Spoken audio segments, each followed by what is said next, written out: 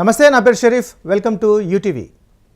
ఒక రాజకీయ నాయకుడికి ఒకటే పెన్షన్ ఉండాలి అనే నినాదంతో ఉద్యమం చేస్తున్నారు డబ్ల్యూడి గణేష్. ఆయన చాలా రోజుల నుంచి కూడా అంటే ఆర్టీఐ ద్వారా అనేక సమాచారాన్ని సంపాదించి ఎవరెవరైతే ఉన్నత స్థాయిలో ఉండి కూడా ఎంపీగా లేకుంటే ఎమ్మెల్యేగా రెండు రకాలుగా పనిచేసిన వాళ్ళు రెండు పెన్షన్లు కూడా తీసుకుంటూ ఉన్నారు. వీళ్ళందరికీ పెన్షన్ తీసుకోవాల్సిన అవసరం లేకపోయినప్పటికీ కూడా స్వచ్ఛందంగా వాళ్ళు ఆ పెన్షన్ని నిరాకరించకుండా ఇంకా తీసుకోవడం పట్ల ఆయన నిరసన వ్యక్తం చేస్తున్నారు. ఈ పద్ధతి మారాలి అని ఆయన ఉద్యమం చేస్తున్నారు. ఆయన ఇవాళ మనతో మాట్లాడడానికి యూటీవీ స్టూడియోలో ఉన్నారు. ఆయనతో మాట్లాడదాం. నమస్తే అండి. నమస్కారం సార్.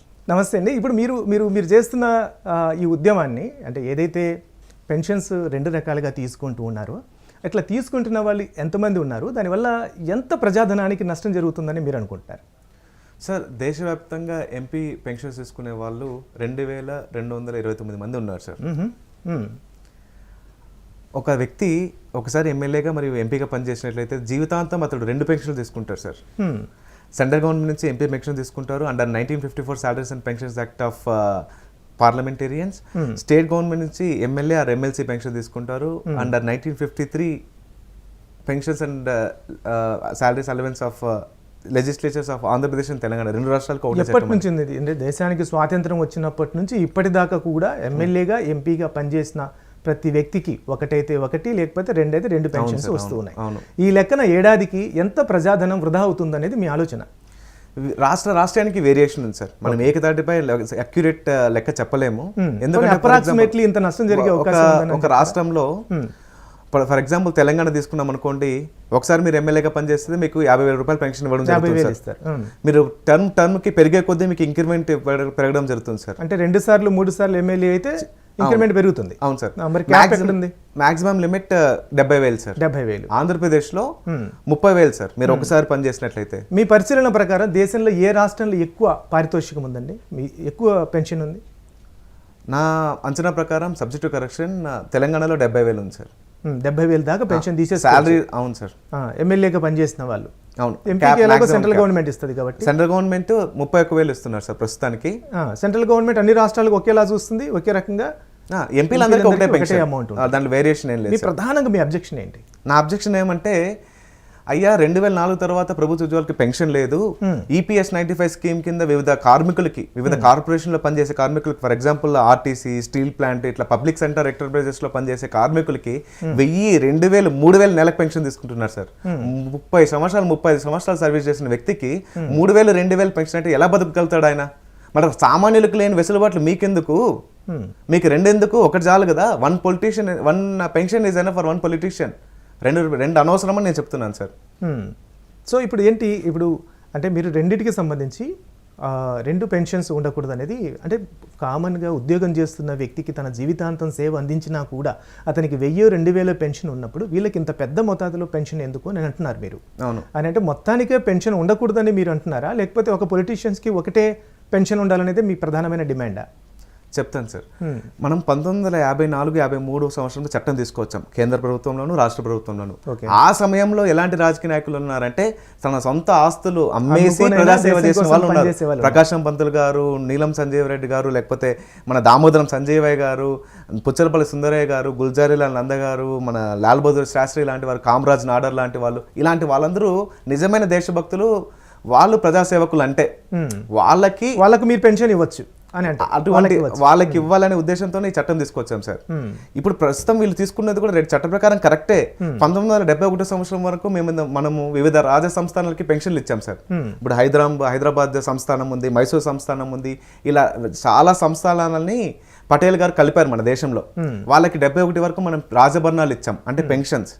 కానీ 71లో ఏం చేసింది ఇందిరాగాంధీ గారు, 26వ రాజ్యాంగ సవరణ ద్వారా రద్దు చేశారు. అయ్యా ఎందుకయ్యా మీరంతా ధనవంతులే కదా, రాజవంశస్థులు, మీకు పెన్షన్ అవసరమా అని భావించే రద్దు చేశారు. సో అదే విధంగా ఇప్పుడు చట్టంలో లుసుగు ఉంది, వెసులుబాటు ఉంది, 2 పెన్షన్లు తీసుకునే వెసులుబాటు ఉంది. అయ్యా ఎందుకయ్యా మీకు 2? మీరు పేదవాళ్ళు ఏం కాదు కదా, అందరూ రాజకీయ నాయకులు అంటే పేదవాళ్ళ సార్? 99% పేదవాళ్ళు కాదు సార్, అందరూ ధనవంతులే.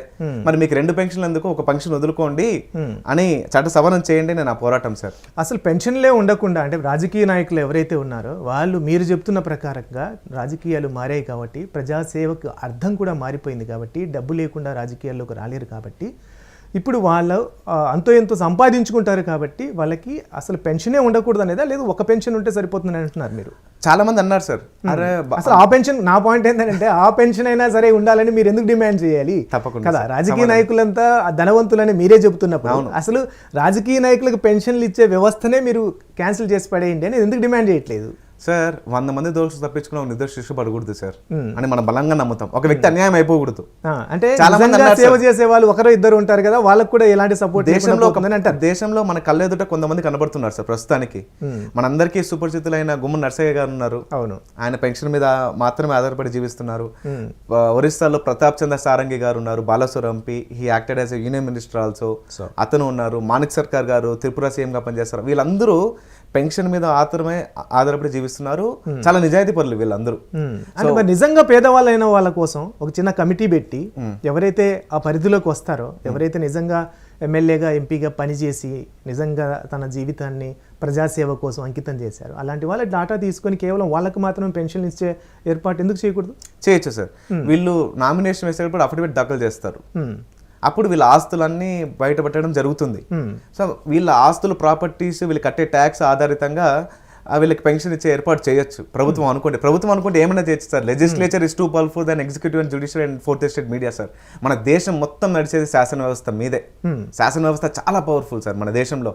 ఆర్టికల్ 74 ఏం చెప్తుందంటే, ఆ శాసన సంస్థ ఏదైతే ఉందో అది చేసిన ఒక చట్టం మీదే కదా మీ పోరాటం. అవును. బట్ మరి ఆ శాసన వ్యవస్థ దగ్గరికి మీ సమస్యను తీసుకెళ్ళడానికి మీరు ఏం ప్రయత్నాలు చేస్తున్నాను సార్? గత 2 సంవత్సరాలుగా నేను పోరాటం చేస్తున్నాను సార్. లాస్ట్ ఇయర్ నేను వర్షాకాల సమావేశంలో ఢిల్లీలో ఉండడం జరిగింది. I spoke with the deputy commissioner of police of new Delhi to grant the permission for peaceful protest at Jantar Mantar, but they deny the permission. I tried to get a permission from judiciary. ఒక్కసారి apply చేశారు, 2 సార్లు 3 సార్లు approach అయ్యారా? నేను direct IPS officer తో మాట్లాడాను sir. అయ్యా నేను 2 పెన్షన్లు ఎందుకు వీళ్ళకి, చట్టం తెలుసు కాబట్టి ఏమన్నారు వాళ్ళు? నేను మాట్లాడతానంటే వాళ్ళు నాకు పర్మిషన్ ఇవ్వలేదు సార్. ఆ ఉద్దేశంతో ఇంట గెలిచి రచ్చ గెలుద్దామనే ఉద్దేశంతోనే మొదట హైదరాబాద్ లోను, తర్వాత విజయవాడలోను 2 రాష్ట్రాల్లో ధర్నా ర్యాలీల ద్వారా ప్రభుత్వ దృష్టికి తీసుకెళ్లి, అయ్యా 1953 సాలరీస్ అండ్ పెన్షన్స్ యాక్ట్ ని మీరు సవరించండి, ఎంపీ పెన్షన్ తీసుకునే వ్యక్తులకు ఎమ్మెల్యే పెన్షన్ ఇవ్వకండి అనే నిబంధన పెట్టండి, చట్ట సవరణ చేయండి అని 2 రాష్ట్ర ప్రభుత్వాలను కోరుతున్నాను సార్. ఈ చట్ట సవరణ కోసం మీరు గవర్నమెంట్కి అర్జీలు పెట్టుకోవడం, నిరసన తెలియజేయడం, ఇట్లా మీడియా ద్వారా మీ గొంతుని వినిపించడం ఇంతవరకు బాగానే ఉంది. ఎందుకంటే అది తప్పనిసరిగా చట్టసభల్లో ఒక సవరణ తీసుకొచ్చి ఒక నిర్ణయం తీసుకోవాలి, గవర్నమెంట్ అంతా కూడా దాన్ని ఏకీభవించాలి. అవును, ఆ విధంగా మీరు వాళ్ళ మీద ఒత్తిడి తీసుకురావడం అనేది. రెండోది, స్వచ్ఛందంగా వదులుకోమని ఎవరైతే ధనవంతులు ఉన్నారో, లేకపోతే డబ్బులు బాగా సంపాదించిన వాళ్ళు ఉన్నారు, పెన్షన్ మీద ఆధారపడకుండా బతుకుతున్న రాజకీయ నాయకులు ఎవరైతే ఉన్నారో వాళ్ళు స్వచ్ఛందంగా వదులుకోమని మీరు ఒక కాల్ చేయాలి, ఒక పిలుపు ఇవ్వాలి. విజ్ఞప్తి ఇస్తూనే ఉన్నాను సార్. నేను చాలా ఇంటర్వ్యూలు ఇచ్చాను సార్. ఎవరైనా అట్లా స్పందించారా? మీరు ఎంతకాలం నుంచి ఈ ఉద్యమంలో ఉన్నారు? 2 సంవత్సరాల నుంచి సార్. 2 సంవత్సరాల నుంచి మీ వాయిస్ వినిపిస్తూ ఉన్నారు, అనేక చోట్ల తిరుగుతూ ఉన్నారు. ఒక్కరు లేకపోతే ఒక్కరైనా సరే ముందుకొచ్చి గణేష్ చేస్తున్న ఉద్యమం సరైనది, మాకు అవసరం లేదు, మా బతుకులు మేము బతకగలము, మాకు గవర్నమెంట్ నుంచి వస్తున్న కనీసం ఆ ఒక్క మాట అన్నారు. 2 అట్లా ఎవరు కూడా ముందుకు రాలేదా? మరి మీకేమనిపిస్తుంది 2 ఏళ్ల తర్వాత కూడా, మీ పోరాటం తర్వాత కూడా, ఇన్ని ఇంటర్వ్యూల తర్వాత కూడా ఒక్కరు కూడా ముందుకు రాకుండా మాకు పెన్షన్ అవసరం లేదు అని చెబుతున్నారు అని అంటే మీరేమనుకుంటున్నారు? అసలు నేనేమనుకుంటున్నానంటే అది వ్యక్తిగతం సార్. వాళ్ళ విఘ్నతకి వాళ్ళు వదిలేయాలి. మనము వాళ్ళు వదులుకున్నా వదులుకోకపోయినా చట్ట సవరణ తీసుకొస్తే మాత్రం ఆటోమేటిక్గా వదులుకుంటారు కదా సార్. సో కాబట్టి చట్ట సవరణ కోసం తీవ్రంగా ప్రయత్నిస్తున్నాను సార్. ముందుగా ఈ విషయం చెప్పాలి సార్, ఈ మెసేజ్ మనకి వాట్సాప్ మెసేజ్ లో చాలా చక్కర్లు కొడుతుంది సార్. రాజకీయం అనేది రాజకీయ నాయకుల పెన్షన్ల గురించి సుప్రీంకోర్టులో పిల్ దాఖలైంది, పబ్లిక్ ఇంట్రెస్ట్ లిటిగేషన్ దాఖలైంది, లేదు సార్ ప్రజా ప్రయోజనాల వాద్యం దాఖలైంది అని చక్కర్లు కొడుతుంది. కానీ తెలియని విషయం అంటే జనాలందరికీ ఇది సుప్రీంకోర్టు ఎప్పుడు కొట్టివేసింది, సుప్రీంకోర్టు డిస్మిస్ చేసింది ఈ పిల్ ని. కారణం, చట్ట సవరణ చేయాలన్నా, చట్టాన్ని సవరించాలన్నా పార్లమెంట్ మాత్రమే చేయాలి, అసెంబ్లీ మాత్రమే చేయాలి. న్యాయ వ్యవస్థకి అధికారం లేదు సార్. అంటే పెన్షన్స్ ఇవ్వాలా లేదా అని నిర్ణయం తీసుకోవాల్సింది చట్ట సవరణ సార్. అది 1954 చట్టాన్ని సవరించాలి పార్లమెంట్ అయితే, ఇక్కడ అసెంబ్లీ అయితే 1953 చట్టాన్ని సవరించాలి సార్. కోర్టు ఏ విధంగా కేవలం సూచనలు ఇస్తుంది తప్ప ఆదేశాలు ఇవ్వలేదు సార్. మరి దీంట్లో న్యాయం ఉన్నా కూడా ఎందుకని గవర్నమెంట్ ముందుకొచ్చి చర్యలు తీసుకొని దాని మీద ఒక ఆలోచన చేయడం లేదని, కారణం ఏంటని అనుకుంటున్నారు మీరు? ఇంకా ప్రభుత్వం దృష్టికి వెళ్ళలేదని నా అభిప్రాయం సార్. అదేంటి మీరు 2 ఏళ్ళుగా ఉద్యమంలో ఉన్నారుగా? ఉన్నాను. అంటే ప్రభుత్వం దృష్టికి తీసుకెళ్లే అంటే ప్రయత్నం ప్రభుత్వం నుంచి నాకే కాల్ రాలేదు, అటు ఆంధ్రప్రదేశ్ ప్రభుత్వం నుంచి, మీరే రాష్ట్ర- వెళ్ళాల్సి ఇక్కడ ఉంటుంది అనుకుంటాను. తెలంగాణ ప్రభుత్వం. సార్ నేను ఒక సామాన్యుని sir, I can meet deputy director general of police or chief secretary easily than meeting ministers and politicians sir. ఒక రాజకీయ నాయకుడిని ఒక మినిస్టర్ గాని కలవడానికి ఎంత ప్రయత్నం చేయాలి సార్? ఆ మినిస్టర్ గానైనా కలవచ్చేమో కానీ ఆ పక్కన ఉండే పిఏ గాని కలవడం మొత్తం ఆయనదే ఉంటుంది. నేను ఏమంటాను గణేష్, మీరు ఏమంటానంటే 2 ఏళ్ళుగా మీరు ప్రజా పోరాటం చేస్తున్నారు, లెగ్ వర్క్ చేస్తున్నారు, ఢిల్లీకి వెళ్ళారు, అన్ని ప్రయత్నాలు చేస్తున్నారు. గవర్నమెంట్ని కలవడం మీకు తెలంగాణలో కానివ్వండి, ఆంధ్రప్రదేశ్లో కానివ్వండి, మీ పర్పస్ ఒకటే కాబట్టి చాలా try చేశాను ప్రయత్నాలు చేసి వాళ్ళు ఇవ్వలేదంటే అదొక పద్ధతి. నేను చాలా ట్రై చేశాను ప్రయత్నాలు అయితే చేశారు. To meet chief minister, party అధినేతల్ని కలవడానికి చాలా ప్రయత్నించాను. నన్ను ఎవరు కన్సిడర్ చేయలేదు సార్. మీ బ్యాక్గ్రౌండ్ ఏంటి? మీ బ్యాక్గ్రౌండ్ ఏంటి అంటే అసలు నా బ్యాక్గ్రౌండ్ ఏంటంటే నేను మదనపల్లిలో పుట్టాను సార్, మదనపల్లిలో పెరిగాను. నేను చదువుకున్న college BT college, established by Annie Besant in the year 1915. So మాకు జాతీయ భావం ఎక్కువ ఉంటుంది సార్. మా కాలేజ్లోనే రవీంద్రనాథ్ ఠాగూర్ గారు, అందరికీ జాతీయ భావం ఉంటుంది. చెప్తాను సార్, లెట్ మీ కంప్లీట్. మా కాలేజీలోనే రవీంద్రనాథ్ ఠాగూర్ గారు 1919 సంవత్సరంలో రావడం జరిగింది. Margaret Cousins, she is a wife of JH Cousins who acted as the principal of Besant Theosophical College in the year 1919. మా కాలేజ్లోనే జనగణమనకి మ్యూజిక్ కంపోజిషన్ జరిగింది, ట్రాన్స్లేషన్ జరిగింది sir. Very good, very good. మేము రోజు ప్రేయర్ చేసేటప్పుడు ఆ ఒరిజినల్ సాంగ్ వింటాం సార్. ఎలా ఉంటుంది చెప్పండి? అదే విధంగా మా తెలుగు తల్లికి రాసిన శంకరాంబడి సుందరాచారి గారు చదువుకునేది మా కాలేజ్లోనే sir. Very good, very good. That I'm NCC cadet, NSS cadet కాబట్టి మీకు అయితే నేనేమంటానంటే దేశంలో అనేక సమస్యలు ఉన్నాయి. ఇది సమస్య కాదని నేను అనడం లేదు. రైట్. ఇంతకు మించిన పెద్ద పెద్ద సమస్యలు ఉన్నాయి. Right. అవినీతి కావచ్చు, లంచగొడితనం కావచ్చు, లేదా సారాకు సంబంధించినవి కావచ్చు, దాడులు కావచ్చు, కులాలు కావచ్చు, మతాలు కావచ్చు, ప్రాంతాలు కావచ్చు, రకరకాల సమస్యలు ఉన్నాయి. మీరు పోరాడదలుచుకుంటే అనేక సమస్యలు ఉన్నాయి. అవన్నిటిని వదిలేసి కేవలం పెన్షన్స్ తీసుకుంటున్న రాజకీయ నాయకుల్ని టార్గెట్ చేయడానికి కారణం ఏంటి? టార్గెట్ అసలు కాదు సార్ ఇది. భారతదేశ భవిష్యత్ అయినా రాష్ట్ర భవిష్యత్ అయినా నిర్దేశించే శాసన వ్యవస్థ అంటే మాత్రమే. మిమ్మల్ని ఇటువైపు తీసుకొచ్చిన సంఘటన ఏంటి అనేది నా పాయింట్. చెప్తాను సార్. దేశ భవిష్యత్ అయినా రాష్ట్ర భవిష్యత్ అయినా నిర్దేశించేది శాసన వ్యవస్థ. రాజకీయ నాయకులు, క్లియర్ ఎగ్జాంపుల్ చెప్తాను సార్. చీఫ్ సెక్రటరీలుగా డీజీపీలుగా పనిచేసిన వ్యక్తులు లాస్ట్కి ఎక్కడికి వస్తున్నారు సార్? రాజకీయాల్లోకి వస్తున్నారు. చీఫ్ జస్టిస్ ఆఫ్ ఇండియాగా పనిచేసిన జస్టిస్ రంజన్ గొగోయ్ గారు కూడా లాస్ట్ రాజ్యసభ ఎంపీగా పనిచేస్తున్నారు. ఇంకా ఫోర్త్ ఎస్టేట్ మీ మీడియా నుంచి చూసుకుంటే అరుణ్ షోరీ గారు అని ఇండియన్ ఎక్స్ప్రెస్. ప్రజాస్వామ్యంలో అంతిమ దశ ఏదంటే, అధికారానికి అంతిమ దశ ఏంటంటే వైట్ షర్ట్ అంటే ఖద్దరు చొక్కా అని అనుకుంటారు. ఉద్యోగం చేసి ఒకవేళ సంపాదించుకున్న డబ్బులతో రాజకీయాల్లోకి వచ్చే వాళ్ళు కొంతమంది ఉన్నారు. తర్వాత నేరాలు చేసి పాపులారిటీ పెంచుకొని, లేదంటే రీల్స్ చేసి కూడా పాపులారిటీ పెంచుకొని కొంతమంది ఆదరణ పెరిగిన తర్వాత వాళ్ళు రాజకీయాల్లోకి వస్తున్న సందర్భం మనం చూస్తున్నాం. రాజకీయం అనేది అంతిమ అధికారం. అంటే ఒకవేళ రాజకీయాల్లోకి వచ్చిన తర్వాత అన్ని వ్యవస్థలు మనం మేనేజ్ చేయొచ్చు అనే ఒక ఆలోచనలతో కూడా కొంతమంది రాజకీయాల్లోకి వస్తూ ఉన్నారు. అయితే నేనేమంటానంటే, మిమ్మల్ని ఇటువైపు మలుపు తిప్పిన సంఘటన ఏంటి? నేను ఇక్కడ ఏదో అన్యాయం జరుగుతుంది, నాకు ఇక బాధ కలుగుతుంది, చెప్తాను సార్. నేను దీని మీద పోరాడాలి అని మీకు ఎప్పుడు అనిపించింది, ఎలా అనిపించింది? నేను చెప్తాను సార్. నేను రాజ్యాంగం చదువుకునేటప్పుడు ఒక 5 సంస్కరణలు తీసుకోవడం జరిగింది sir. Right now we are celebrating 75th anniversary of democracy. మనకి ప్రజాస్వామ్యం వచ్చి 1950లో వచ్చింది. కానీ ఇప్పటికీ కొన్ని సంస్కరణలు అవసరమని నేను భావించాను సార్. 5 సంస్కరణలు ఉన్నాయి. అందులో మొదటి అంశమే ఇది. ఇంకా 4 సంస్కరణలు చెప్పారా? పార్టీ ఫిరాయింపుల చట్టంలో స్పీకర్ గారి విచక్షణ అధికారం రద్దు చేసి ఆ అధికారం ఎలక్షన్ కమిషనర్కి ఆర్ జ్యుడిషియరీకి ఇవ్వాలి. వెరీ గుడ్ అనేది రెండోది.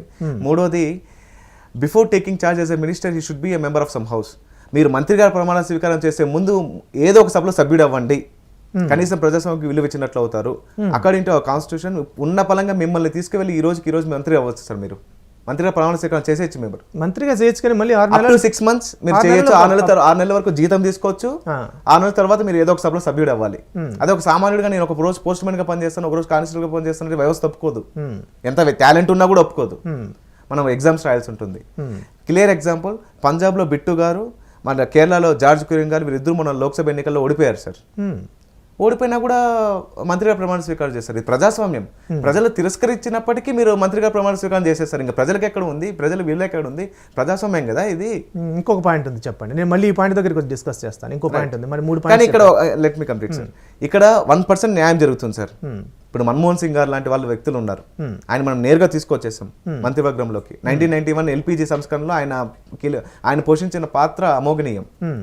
సో 1% మాత్రమే న్యాయం పెడుతుంది, మిగతా 99% మిస్యూజ్ చేస్తున్నారు ఈ ఇందాక అవకాశాన్ని. మీరు చెప్పిన సూత్రమే ఇక్కడ 100 మంది ఎవరైతే ఉన్నారో వాళ్ళందరికీ శిక్ష పడచ్చు, కానీ ఒక నిర్దోషి అయితే మాత్రం శిక్ష పడడానికి వీల్లేదని ఏదో సూత్రం చెప్పారు మీరు ఇందాక. అవును. సో అదే సూత్రం ఇక్కడ వర్తిస్తుంది కదా. ఇక్కడ వర్తిస్తుందంటే నేను అదే చెప్తున్నా సార్, ముందుగా ఏదో ఒక సభలో సభ్యుడవ్వండి. పూర్తిగా మీరు ఆ చట్టాన్ని రద్దు చేయాలి, లేదంటే ఆ వెసులుబాటునే లేకుండా చేయాలి అని మాట్లాడే ముందు ఒకరు ఇద్దరు అట్లా అలా, ఇప్పుడు సపోజ్ మీరు టాలెంటెడ్ అండి, గవర్నమెంట్లో ఒక టాలెంటెడ్ పర్సన్, మీకు ఏదో ఒక ఆర్థిక శాఖకు సంబంధించిన ఒక మంచి పదవి ఇస్తే మీరు ప్రజలకి ప్రభుత్వానికి మేలు చేస్తారు, దేశాన్ని కాపాడతారు అని నేను అనుకున్నప్పుడు మిమ్మల్ని తీసుకొచ్చి నేను మంత్రి పదవి ఇచ్చి 6 నెలల్లో మీకు ఏదో ఒక చట్టసభలో సభ్యత్వాన్ని నేను కల్పిస్తాను.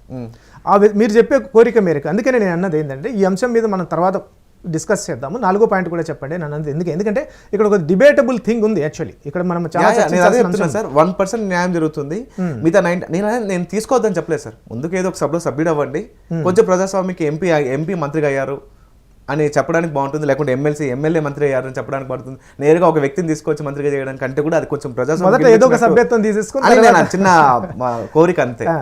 తర్వాత 4వది ఏమంటే హోల్డింగ్ 1 పొజిషన్ ఈ should not contest for another position. అంటే ఒక ఎమ్మెల్యేగా ఉండే వ్యక్తి ఎంపీగా పోటీ చేయొచ్చు, he need not to resign for his current position. ఎమ్మెల్యేగా రాజీనామా చేయనవసరం లేదు, గెలిస్తే రాజీనామా చేస్తున్నారు, గెలిస్తే అతని ఇష్టం, అతని ఏ పదవైనా వదులుకోవచ్చు.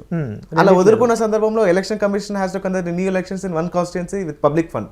ప్రజాధనంతో మళ్ళీ మనం ఎన్నికలు నిర్వహించాలి ఒక నియోజకవర్గంలో, ప్రజా డబ్బులు వృధా అవుతుందిగా. ఈ 4 అంశాలు మిమ్మల్ని బాగా కదిలించాయి. అదే గవర్నమెంట్ ఎంప్లాయీ అనుకోండి, అతను రాజీనామా చేసి మాత్రమే రావాలి, సెక్యూరిటీ లేదు అక్కడికి, రాజకీయాలకు రావాలనుకోండి రాజీనామా చేసి మాత్రమే రావాలి. వీళ్ళకి మాత్రం వీళ్ళు కల్పించుకున్న అడ్వాంటేజెస్ ఇవన్నీ. ఇంకోటి ఉంది, కంటెస్టింగ్ ఫ్రమ్ 2 కాన్స్టిట్యుయెన్సీస్, 2 నియోజకవర్గాల్లో పోటీ చేస్తారు, 2 గెలుస్తారు అనుకోండి, ఒకటి వదులుకోవాలి. మళ్ళీ ఎన్నికల సంఘం మళ్ళీ ప్రజా డబ్బుతో ఎన్నికలు నిర్వహించాలి. సో 5 సంస్కరణలు తీసుకోవడం జరిగింది. అంటే రాజ్యాంగం యొక్క మౌలిక సూత్రాలనే మీరు ప్రశ్నిస్తూ ఉన్నారు కదా. మౌలిక సూత్రాలు కాదు సార్, ఇది 1951 ప్రజా ప్రాతినిధ్య చట్టం, పీపుల్ రిప్రజెంటేటివ్ యాక్ట్ 1951 ప్రకారం వీళ్ళు వెసులుబాట్లు వీళ్ళు కల్పించుకున్నారు చట్ట ప్రకారం. అంటే మీరు ఎవరి మీద అయితే కంప్లైంట్ చేస్తున్నారో వాళ్ళే ఈ చట్ట సవరణలకి చేయాలి, అంటే వాళ్ళ మీద వాళ్ళే ఒక చట్ట సవరణ చేసుకోవాలి. సాధ్యం అనుకుంటున్నారా? ఖచ్చితంగా సార్. ఈరోజు నేను ప్రశ్నిస్తున్నానంటే నాకు ఈ చట్టం ఎలా వచ్చింది సార్? పోరాటం వల్ల వచ్చింది కదండి సార్. 2005 సంవత్సరంలో అన్నా హజారే గారు, మన జయప్రకాష్ నారాయణ గారు, అరవింద్ కేజ్రీవాల్ వీళ్ళందరూ పోరాటం వల్లే ఈరోజు నేను ప్రశ్నించగలుగుతాను. ఆర్టీఏ చట్టం వచ్చి నా చేతిలో ఉంది సార్. పోరాటం ద్వారానే ప్రజాస్వామ్యంలో మార్పు తీసుకోగలుగుతాం సార్. ఎవరో ఒకరు ముందుకు రావాలి, గలమెత్తాలి. అంటే ఎవరైతే చట్టం చేయాలో వాళ్ళకు వ్యతిరేకంగా మీరు సూచనలు చేసిన పాయింట్ మీకు అర్థమైంది అనుకుంటా. అవును, లోక్పాల్ కూడా అలా తీసుకొచ్చాం కదండి సార్. లోక్పాల్ చట్ట ఉద్దేశం ఏంటి? ప్రజాప్రతినిధుల మీదనే ఎంక్వైరీలు వేయడం కదండి సార్. ఈ 2 ఏళ్ల పోరాటంలో మీరు సాధించిన ఎక్స్పీరియన్సెస్ ఏంటి? అవే తప్పులు కాకుండా, అంటే తప్పులు ఒప్పులు ఉంటాయి ఒక ఉద్యమం కొనసాగుతున్న క్రమంలో, భవిష్యత్తులో అంటే మరింత వేగంగా మీ యొక్క ఆలోచన విధానం గవర్నమెంట్ దృష్టికి కానీ తీసుకెళ్ళి అది కార్యాచరణ కలిగించే విధంగా ఏం చేయబోతున్నారు? మీరు అన్నది నిజమే సార్. ఒక పని చేస్తుంటే విమర్శలు, ప్రశంసలు ఖచ్చితంగా వస్తాయి. ప్రపంచంలో అన్నిటికంటే కష్టమైన పని టు మేక్ ఎవ్రీవన్ హ్యాపీ. ఎప్పటికీ మనం అందరినీ సంతృప్తి పరచలేము, రైట్? నాకు ధర్మం అనిపించింది, ప్రాణం పోయినా పర్వాలేదు ఈ పోరాటంలో నిర్ణయించుకున్నాను, ముందుకెళ్తున్నాను సార్. దీంట్లో ప్రాణం పోయేంత పెద్ద పోరాటం లేదు సార్. పెద్ద వ్యక్తులను తీసుకున్నట్టే నేను అన్ని పార్టీ వాళ్ళని తీసుకున్నాను సార్. రాజ్యాంగం కల్పించిన హక్కు అని కొంతమంది వాదించే అవకాశం కూడా ఉంది. That's what I'm saying sir. 1971 సంవత్సరం వరకు మనకు రాజ్యాంగం కల్పించిన హక్కే ఎవరికి? రాజులకు ఇచ్చాం పెన్షన్. తీసుకోవద్దని మీరు డిక్టేట్ చేయలేరు, స్వచ్ఛందంగా మీరు వదులుకోమని రిక్వెస్ట్ మాత్రం చేయండి. విజ్ఞప్తి చేస్తున్నాను. I'm requesting them, I'm not demanding, I'm requesting. మీరు ప్రతి వీడియోలో చూడండి, అయ్యా మీరు వదులుకొని ఆదర్శంగా నిలవండి అని చెప్తున్నాను ప్రతి ఒక్కరికి.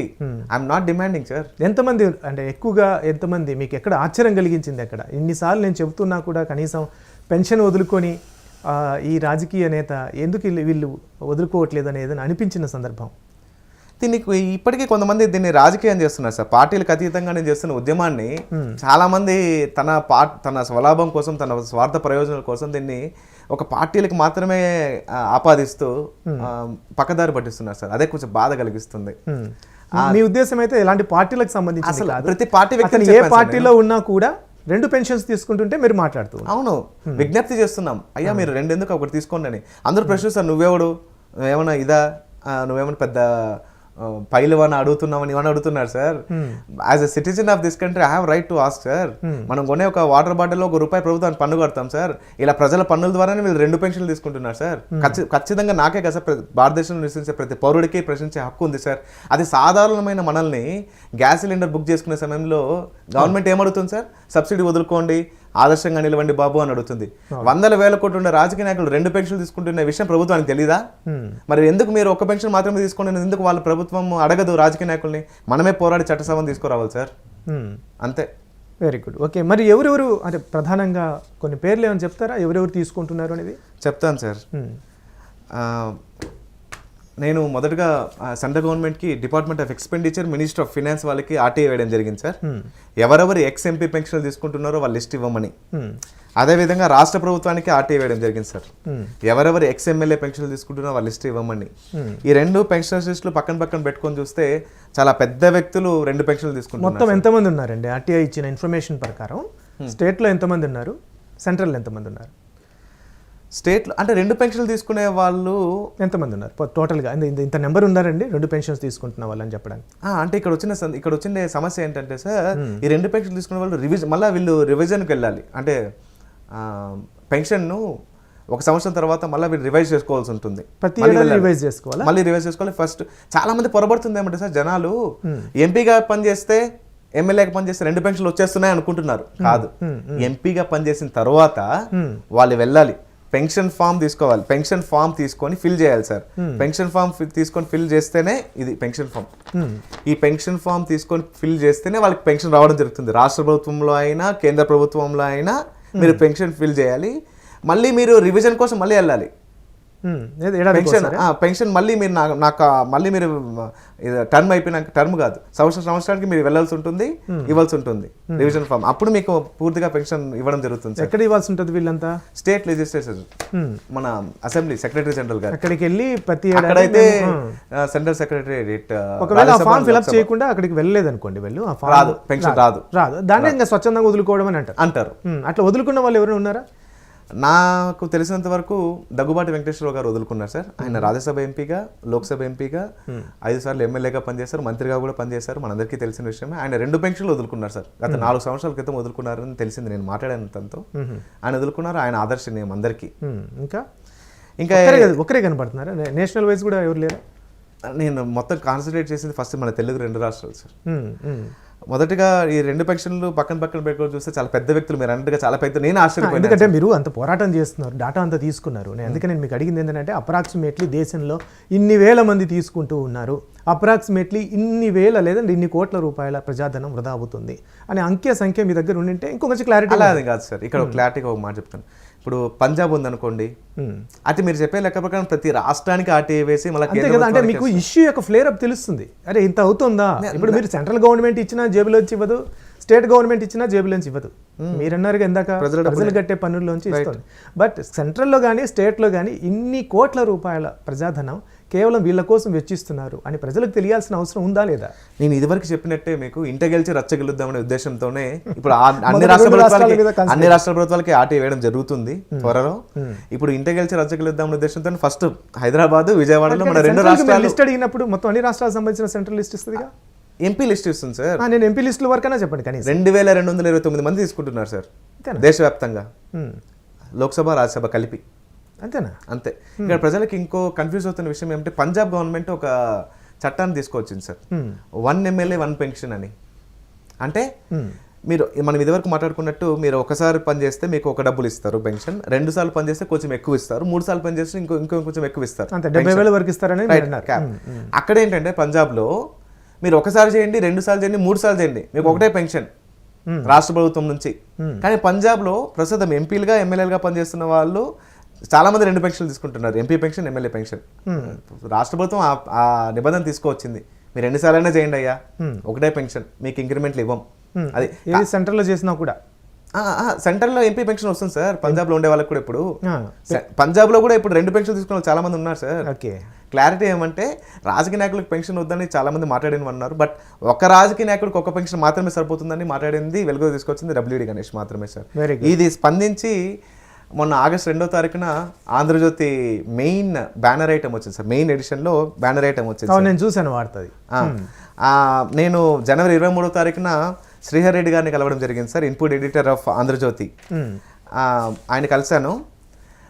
కలిసి నా పెన్షన్స్ గురించి, నా డబుల్ పెన్షన్స్ గురించి, నా సంస్కరణల గురించి పోరాటం చేస్తున్నాను సార్, ఇలా చేస్తున్నానని చెప్పాను సార్. వెరీ గుడ్ చెప్పాను. ఆ తర్వాత నేను ఫస్ట్ వీడియో పెట్టింది ఇట్లా ప్రముఖుల పేర్లు, ఒక్కొక్క రాజకీయ పార్టీ నుంచి ఒక్కొక్క వ్యక్తిని తీసుకొని ప్రముఖుల పెట్టి పార్టీలకు ఖచ్చితంగా చేసిన వీడియో నా యూట్యూబ్లోనే చేశాను సార్.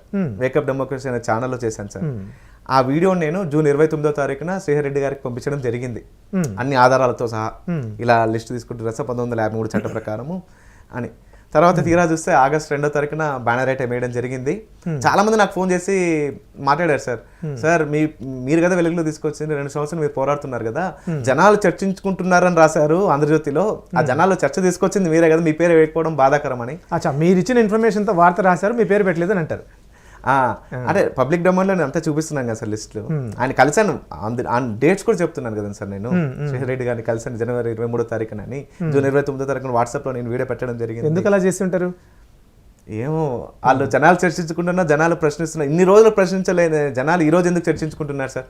మొత్తాన్ని సపోర్ట్ చేస్తూ రాశారా? నేను చూడలేదు. అంటే ఈ వార్త ఇలా ఉంది, వార్త ఇలా జనాలు 2 పెన్షన్లు తీసుకుంటున్నారు, పెద్ద నేతలు 2 పెన్షన్లు తీసుకుంటున్నారు, ఒకసారి ఎమ్మెల్యేగా ఒకసారి ఎంపీగా చేస్తే అని రాశారు. మొత్తానికి thank you so much Radhakrishna గారు అండ్ శ్రీహర్ రెడ్డి గారు.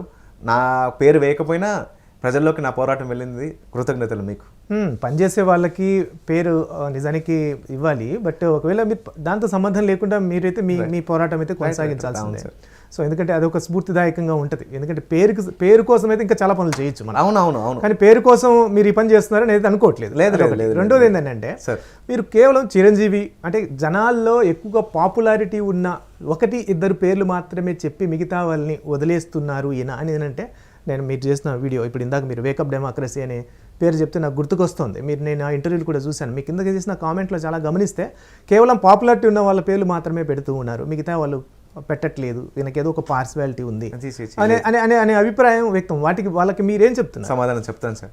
చాలా మంది కామెంట్లు ఏం పెడుతున్నారంటే, అయ్యా ఇప్పుడు జగన్ గారు ఎంపీగా పనిచేశారు, కేసీఆర్ గారు ఎంపీగా పనిచేశారు, రేవంత్ రెడ్డి గారు ఎంపీగా పనిచేశారు, వాళ్ళు పెన్షన్ తీసుకుంటున్నారా అని. వాళ్ళు పెన్షన్ తీసుకోవడం లేదు సార్, లిస్ట్లో వాళ్ళ పేర్లు లేవు. నేను ఇదివరకు చెప్పినట్టు ఎంపీగా పని చేసినంత మాత్రం పెన్షన్ రాదు. మీరు అప్లికేషన్ పెడితేనే పెట్టాలి, వెళ్ళాలి, అక్కడ వెళ్ళి అప్లికేషన్ పెట్టాలి, సంతకం పెట్టాలి. మరి తీసుకోవట్లేదని ఎవరైతే నేను ఇందాకే అడిగాను మిమ్మల్ని, ఎవరు తీసుకోవట్లేదంటే మీరు దగ్గుబాటి గారి పేరు ఒకటి. నేను 2 పెన్షన్ల గురించి పోరాటం సార్ ఇది. 2 పెన్షన్లు వదులుకున్న వ్యక్తిని పేరు చెప్తున్నాను సార్. మనం కాన్సెప్ట్ మొత్తం 2 పెన్షన్లు తీసుకునే వాళ్ళు మాత్రమే, అసలు అప్లై చేయలేదో, 2 చోట్ల పనిచేసి కూడా అసలు అప్లై చేయలేదు, వాళ్ళ గురించి కూడా మనం చెప్పాల్సిన అవసరం ఉంది. ఇక్కడ ఒకటి, పదవిలో ఉండగా పెన్షన్ రాదుగా. ఇప్పుడు పదవిలో ఉన్నప్పుడు పెన్షన్ రాదు, అది ప్రజలకు తెలియదు కదా సార్. క్లారిటీ ఇస్తున్నది ఏమంటే సార్, ఈ క్రానాలజీ ఆర్డర్ అంతా చెప్పండి. నేను క్లారిటీ ఇస్తున్నది ఏమంటే జనాలకి, అయ్యా నేను ప్రతి పార్టీ నుంచి ఒక్కొక్క ప్రముఖుని తీసుకున్నాను, ప్రతి వీడియోలో చెప్తున్నాను సార్, ఒక్కొక్క పార్టీ నుంచి ప్రముఖుని తీసుకుంటున్నాను, మీరు ఆదర్శంగా నిలిస్తే మీ పార్టీలో ఉండే మిగతా వ్యక్తులు ముందుకు వస్తారు కదా, మీరు ప్రముఖులు కదా, మనం ఆదర్శంగా నిలుద్దాం, మిగతా రాష్ట్రాల వాళ్ళకి ఆదర్శంగా నిలుద్దాము. మన తెలుగులో ఆల్రెడీ రెండు విషయాల్లో చాలా దేశం గర్వించదగ్గ స్థాయికి వెళ్ళింది. ఒకటి జాతీయ గీతం మన మదనపల్లిలో జరిగింది, చిత్తూరు జిల్లా. 2 జాతీయ పతాకం మన నల్గొండ జిల్లా నడిగూడెంలో జరిగింది, రూపకల్పన బింగళ వెంకయ్య గారు చేశారు. ఈ విధంగా మిగతా రాష్ట్రాలకు ఆదర్శంగా ఉందామని నేను చెప్తున్నాను సార్. నేను పార్టీలకు అతీతంగా చేస్తున్నాను సార్. ఇది నాకు చివరిగా ఒక ప్రశ్న చెప్పండి అంటే, మొత్తం నెక్స్ట్ కేవలం మీడియా ద్వారా వెళ్ళడమేనా? ఏమైనా కార్యాచరణ ఉందా? ఖచ్చితంగా కార్యాచరణ ఉంది సార్. ఎలాంటి కార్యాచరణ? త్వరలో నిరాహార దీక్ష ద్వారా, ర్యాలీల ద్వారా 2 రాష్ట్ర ప్రభుత్వాలని వాళ్ళ దృష్టికి తీసుకెళ్లి, అయ్యట 2 పెన్షన్లు తీసుకుంటున్నారు, మనం మిగతా రాష్ట్రాలకు ఆదర్శంగా నిద్దాం, ఆలోచించండి, చట్ట సవరణ చేయండి, ఎంపీ పెన్షన్ తీసుకునే వాళ్ళకి ఎమ్మెల్యే ఇవ్వకండి అని నిబంధన పెట్టండి చట్టంలో అని ప్రభుత్వ దృష్టికి తీసుకెళ్తాం. ఉద్యమంలో ఎంతమంది కలిసి వస్తారని మీకు ఒక అంచనా ఉంటుందిగా? ఒక ఉద్యమ నాయకుడిగా, ఒక ఉద్యమ నిర్మాతగా ఎంతమంది కలిసి వస్తారని ఒక నమ్మకం ఉంది? చాలా మంది ఫోన్ చేశారు సార్, చాలా మంది ఫోన్ చేశారు. మీరు అంటే ఒక గ్రూప్గా ఏమైనా ఉంటున్నారా?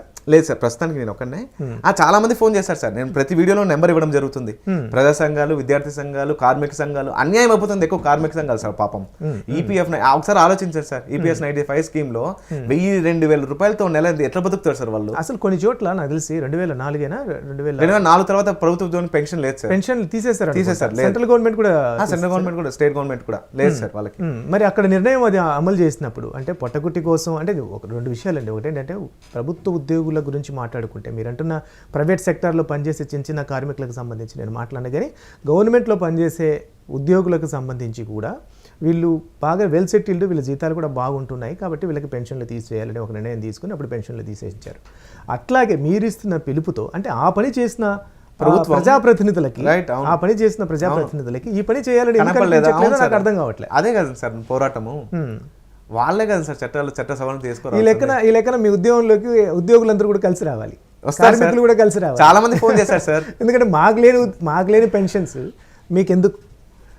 మాకేదో భార్య పిల్లలు మేము చాలా మంది చిన్న చిన్న స్థాయిలో కాంపౌండ్ క్లర్కులుగా ఏళ్ల తరబడి ఇంక వేరే చోట లేకుండా అవే సిఆఫ్లు అవే వీకాఫ్లు వాడుకొని అక్కడే తన సేవనంతా తన జీవితాంతం అందించిన వాళ్ళకి పెన్షన్ లేకుండా చేయడం అనేది చాలా పెయిన్ఫుల్ థింగ్. అది దానికే వాళ్ళు ఆలోచిస్తున్నప్పుడు అంటే ఇంకా రెండు విషయాలు అంటే కార్మికులు అనే వాళ్ళేమో మొత్తం దేశవ్యాప్తంగా ఒక పెద్ద హ్యూజ్ సంఖ్యలో కనబడుతుంది. వాళ్ళందరికీ తలా 2,000 ఇచ్చినా కూడా ఒక పెద్ద అమౌంట్ అవుతుంది. నేను అందుకే మీకు పదే చెప్పింది ఏంటంటే దేశవ్యాప్తంగా మీరు గెయిన్ చేసిన డాటా ప్రకారంగా ఎన్ని వేల కోట్లు లేదంటే ఎంత డబ్బు ప్రజాధనం వృధా అవుతుందనే సంఖ్య ఎంత అని అడగడానికి కారణం ఏంటంటే అట్లా రేషియో బేరీ చేసుకోవడానికి కూడా మనకు ఒక క్లారిటీ వస్తుంది. తప్పకుండా సార్, ప్రతి రాష్ట్రానికి ఆర్టీఐ వేయడం జరుగుతుంది త్వరలో. రాష్ట్రాన్ని రాష్ట్ర ప్రభుత్వం ఎంత ఇస్తుంది పెన్షన్, ఎమ్మెల్సీకి ఎంత ఇస్తుంది, ఎమ్మెల్యేకి ఎంత ఇస్తుంది అని బేరీజ్ వేసుకొని తప్పకుండా త్వరలో మీకు డేటా ఇవ్వడం జరుగుతుంది. ఇక్కడ మళ్ళీ ఇంకో ప్రశ్న వస్తుంది ఏంటంటే ₹1 ఖర్చు కానివ్వండి, ₹1 అయినా సరే ప్రజాధనం వృధా అయితే వృధా అయినట్టే, ₹1 కావచ్చు, బట్ వాళ్ళంత అమౌంట్ ఇక్కడ ఉంటుందని అనుకోవట్లా. మీరు 2,000 చిల్లరే చెప్పారు ఎంపీలంతా కలిసి 2229. సో దాని మీద రాష్ట్రాల్లో ఎమ్మెల్సీలు ఎమ్మెల్యేలు లెక్కేలే కదండి సార్. అదేలేండి, అందుకోసం డేటా తీయడం జరుగుతుంది త్వరలో. నేను ఎమ్మెల్సీల గురించి మాట్లాడట్లా, నేను జస్ట్ కేవలం ఎంపీలు మాత్రమే 2,229 మంది సార్. ఇప్పుడు నాకు ఒక్కటి మాట క్లియర్గా చెప్పండి, ఎమ్మెల్యేకి ఎంత అంటే మీరు ఇందాక 70,000 దాకా ఇవ్వచ్చండి, తెలంగాణలో మాత్రం 50,000 ఉంది అని అన్న. తెలంగాణలో మాక్సిమం క్యాప్ 70,000 సార్. 70,000 వీళ్ళు చనిపోయిన తర్వాత వీళ్ళకి ఫుల్ పెన్షన్ ఇస్తారు సార్ తెలంగాణలో. అయితే ఆంధ్రప్రదేశ్లో హాఫ్ పెన్షన్ ఇస్తారు. అంటే ఎంత ఉంది భాగస్వాములకి? అదే వీళ్ళు ఎంత తీసుకుంటారో అంత పెన్షన్ భాగస్వామికి ఇస్తారు.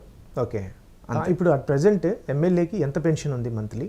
70,000 సార్, మాక్సిమం 70,000. ఒకసారి 50,000 తెలంగాణలో. ఏపీలో 30,000 మినిమం, మాక్సిమం 50,000. ఎంపీకి అండి 31,000 అంతే. 31,000 ఉంది ఎంపీకి. ఒకసారి పనిచేసిన 2 సార్లు పనిచేసిన సెంట్రల్ గవర్నమెంట్ లో మాత్రం 31,000 వాళ్ళకు చనిపోయేంత వరకు వస్తూ ఉంటది. వాళ్ళ తర్వాత వాళ్ళ భాగస్వాములు కూడా ఇస్తారు. అచ్చా, వాళ్ళ భార్య కూడా ఆయన చనిపోయిన ఆయన బతికున్నంత వరకే కాకుండా తర్వాత ఇస్తారు. కొన్ని చోట్ల గవర్నమెంట్ ఉద్యోగి ఎవరైనా చనిపోతే వాళ్ళకి పెన్షన్ ఇవ్వడంతో పాటుగా వాళ్ళ పిల్లలకి కూడా ఒక ఉద్యోగం ఇస్తారు కదా. అది మనము నిజానికి దాన్ని కాంపన్సేటెడ్ గ్రౌండ్స్ అంటారు. దానికి కూడా ఒక చాలా నిబంధనలు ఉన్నాయి సార్. లాస్ట్ సర్వీస్ లోకి ఇది వరకు చాలా మంది ఏం చేసేవాళ్ళు అంటే లాస్ట్ మూమెంట్ వచ్చేసరికి, లాస్ట్ సర్వీస్ అయిపోయే కొద్దికి అన్ఫిట్ అని, నేను అనారోగ్య కారణాలతో నేను ఉద్యోగం వదిలేస్తున్నానని చెప్పి వాళ్ళ కొడుకులకి కావాలనే విఆర్ఎస్ తీసుకొని కూడా. రైట్, కానీ ప్రభుత్వం చాలా స్ట్రిక్ట్ గా ఉంది ఇప్పుడు, అలా ఇవ్వడం లేదు సార్. సో కార్మికులు కూడా మీ ఉద్యోగంలో కలిసి వస్తారని మీరు తప్పకుండా నమ్మకం ఉంది, అనుమానం ఏం లేదు. తప్పకుండా చట్ట సవరణ తీసుకొని వస్తాం. నిజం మాట్లాడడమే నేరం అయితే ప్రాణం పోయినా పర్వాలేదు ఈ ఉద్యమంలో. నాకు ఒకటే స్వార్థం సార్, ఎప్పుడు పోతామో తెలీదు. మనకంటూ ఒక సంతకం, మనకంటూ ఒక పేజ్ ఉండాలిగా. అది పోరాడమ్మా, at least I did something for my nation అని ఉండాలిగా. సో అందుకోసం దిగాను సార్. చివరిగా ఒకటి మాట అండి సార్, ఎవరైనా ఉద్యమంలో సలహాలు సూచనలు ఇవ్వదలుచుకున్నా, పాలు పంచుకోదలుచుకున్నా, you can contact me through my WhatsApp 8282824233. ప్రజాస్వామ్యం వర్ధిల్లాలి. జై Hind. Thank you so much Ganesh గారు, థ్యాంక్ యూ సో మచ్. మీ ఉద్యమం అలాగే ముందుకు వెళ్ళాలి. మీరు ఆశిస్తున్నట్టుగా కార్మికులు, ముఖ్యంగా యువత, ఇలాంటి వాళ్ళంతా కూడా మీ వెంట నడవాలని కోరుకుంటాను. అలాగే సెంట్రల్ గవర్నమెంట్కి కూడా తనకు కావాల్సిన చట్టం చేయాలని కూడా కోరుకుంటున్నాను. మీరు మీ ఉద్యమం ఆ విధంగా ఫలవంతం అయ్యే దిశగా నడవాలని కోరుకుంటున్నాను. All the best for your better future and thank you. Thanks a lot sir.